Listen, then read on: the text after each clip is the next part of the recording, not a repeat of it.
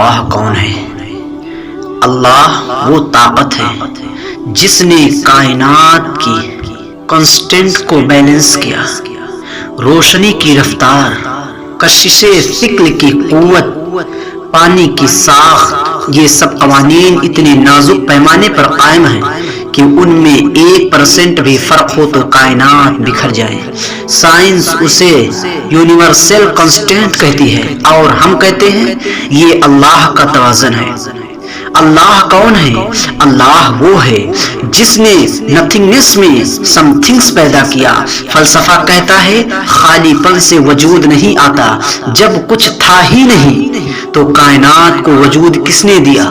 ایک ہی جواب ہے، ایک ایسی ذات جس کا ہونا خود ضروری ہے۔ اللہ کون ہے؟ اللہ وہ ہے جس کی خاموشی نشانیاں بھی بولتی ہیں۔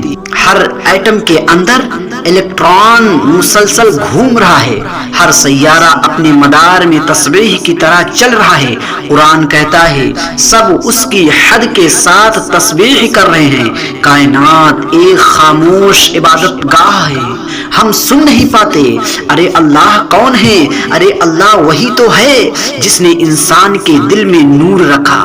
دل میں 40,000 چھوٹے نیورونز ہیں جنہیں ہارٹ برین کہا جاتا ہے۔ یہ دل دماغ کو بھی سگنل دیتا ہے۔